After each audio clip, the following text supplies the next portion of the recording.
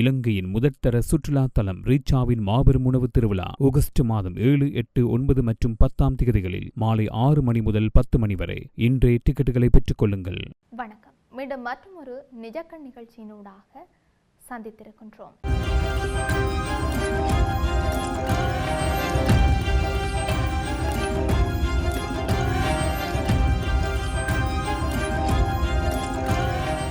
இலங்கையின் போர்க்கால வரலாற்றில் மிகவும் வேதனைக்குரிய மற்றும் சர்ச்சைக்குரிய மனித உரிமை விவகாரங்களில் ஒன்றாக கருதப்படும் செம்மணி மனித புதைக்குழி மீண்டும் நாட்டின் கவனத்தை ஈர்த்திருக்கிறது. யாழ்ப்பாணம் செம்மணி பகுதியில் நடைபெற்று வரும் அகழ்வாய்வு பணிகளில் நேற்றைய தினம் வெளியாக இருக்கின்ற தகவல்கள் பலரையும் அதிர்ச்சியடைய வைத்திருக்கின்றன. குறிப்பாக சிறுவர்களுக்கு சொந்தமானதாக சந்தேகிக்கப்படும் 8 எலும்புக்கூடுகள் உட்பட மொத்தம் 9 மனித எலும்புக்கூட்டு தொகுதிகள் முழுமையாக அகழ்ந்தெடுக்கப்பட்டுள்ளன என்ற தகவல் பெரும் கவலையை ஏற்படுத்தியிருக்கிறது. இது வரும் தொல்பொருள் ஆய்வு அல்ல, இது வரும் அகழ்வாய்வு நடவடிக்கையும் அல்ல. இது பல தசாப்தங்களாக பதில் கிடைக்காமல் காத்திருக்கும் குடும்பங்களின் கேள்விகளுக்கான தேடலாகவே இருக்கின்றது. இது காணாமல் போனவர்களின் வரலாறு, இது போரின் காயங்களை மீண்டும் நினைவூட்டும் ஒரு மனிதாபிமான சாட்சியம். இன்றைய தலைமுறையினருக்கு செம்மணி என்ற பெயர் சாதாரணமாக தோன்றலாம், ஆனால் வடக்கு மக்களின் நினைவுகளில் இந்த பெயர் ஒரு வேதனையான வரலாற்றுடன் இணைந்திருக்கின்றது. பல ஆண்டுகளுக்கு முன்பே இந்த பகுதியில் மனித உடல்கள் புதைக்கப்பட்டிருக்கலாம் என்ற குற்றச்சாட்டுகள் எழுந்தன. போர்க்காலத்தில் காணாமல் போனவர்கள் குறித்து குடும்பத்தினர் தொடர்ந்து கேள்வி எழுப்பி வந்தனர். பல மனித உரிமை அமைப்புகள் விசாரணை கோரின. உள்ளூர் மற்றும் சர்வதேச அமைப்புகளும் இந்த விவகாரத்தை கவனித்தன. இருப்பினும் உண்மை முழுமையாக வெளிவர பல ஆண்டுகள் காத்திருக்க வேண்டிய நிலை ஏற்பட்டது. இப்போது நடைபெற்று வரும் அகழ்வாய்வு பணிகள் அந்த வரலாற்றின் இன்னொரு முக்கிய அத்தியாயமாக பார்க்கப்படுகிறது.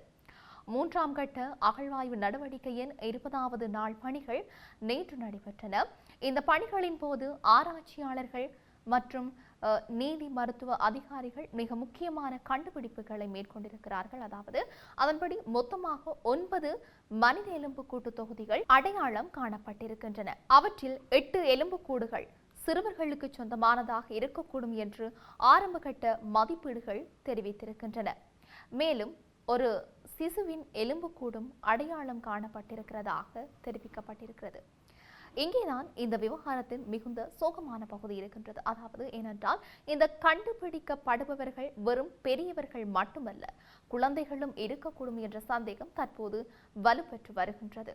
ஒரு குழந்தையின் எலும்புக்கூடு கண்டுபிடிக்கப்படுவது என்பது மனித மனதை மிகவும் உலுக்கும் செய்தியாகும். ஏனென்றால் எந்த மோதலாக இருந்தாலும் அதன் மிகப்பெரிய பலி பொதுமக்கள் தான், அதிலும் குழந்தைகள் சம்பந்தப்பட்டிருக்கலாம் என்ற தகவல் இந்த விவகாரத்தின் முக்கியத்துவத்தை இன்னும் அதிகரிக்கின்றது. அகழ்வாய்வின் போது மேலும் ஒரு முக்கியமான சான்று பொருளும் கண்டுபிடிக்கப்பட்டிருக்கிறது. ஒரு எலும்புக்கூட்டின் மேற்பகுதியில் இருந்து ஒரு நாணய குற்றி மீட்கப்பட்டிருக்கிறது. முதலில் இதை சிலர் ஒரு சாதாரண பொருளாக கருதலாம், ஆனால் நீதி மருத்துவ மற்றும் வரலாற்று ஆய்வுகளில் இத்தகைய பொருட்கள் மிகவும் முக்கியமானவை.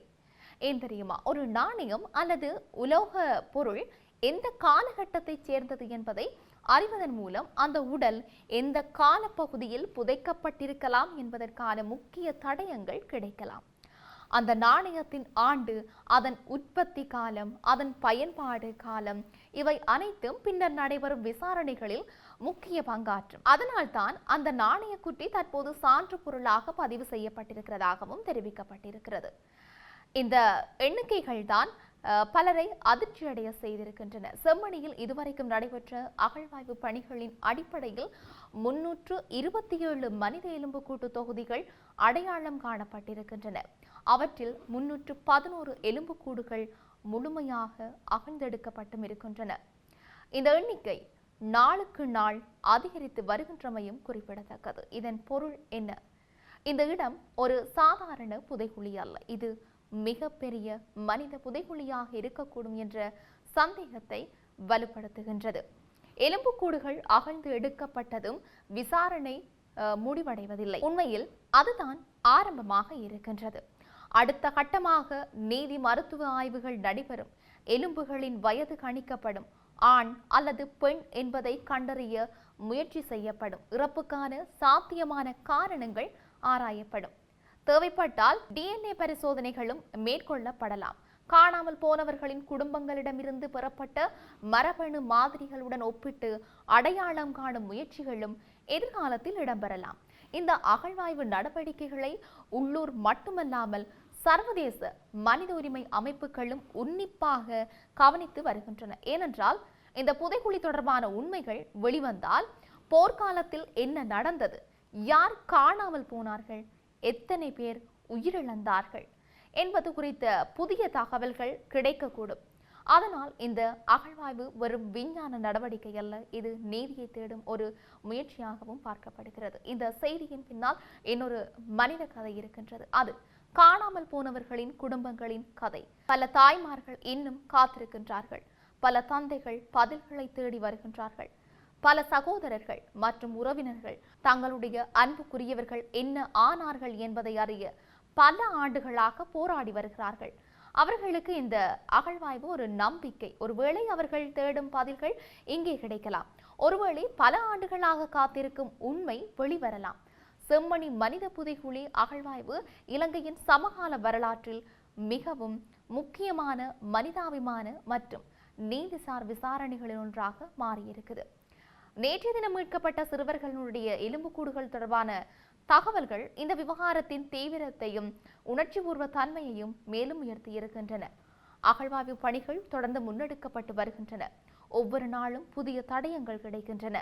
ஒவ்வொரு புதிய கண்டுபிடிப்பும் கடந்த காலத்தில் மறைக்கப்பட்ட பக்கங்களை மெதுவாக திறந்து காட்டுகின்றது. செம்மணியில் இருந்து வெளிவரும் இந்த உண்மைகள் இறுதியில் எங்கே கொண்டு செல்லும்? அடையாளம் தெரியாத இந்த மனிதர்கள் யார்? அவர்களுக்கு என்ன நடந்தது? அவர்களின் குடும்பங்களுக்கு நீதி கிடைக்குமா?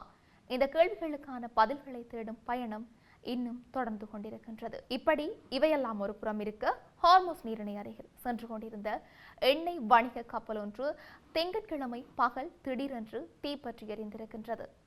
இந்தியாவிலிருந்து ஓமனின் துப் துறைமுகத்தை நோக்கி சென்று கொண்டிருந்த எண்ணெய் கப்பலே தீ விபத்தில் சிக்கியிருந்ததாக தெரிவிக்கப்பட்டிருந்தது. இந்த தீ விபத்தின் பின்னணியில் அமெரிக்க கடற்படை இருக்கலாம் என்று சந்தேகிக்கப்படுகிறது. தீப்பரவலின் போது கப்பலில் எண்ணெய் இல்லாததால் விபத்து பாரதூரமாக நேரவில்லை என்றும் கூறப்படுகிறது.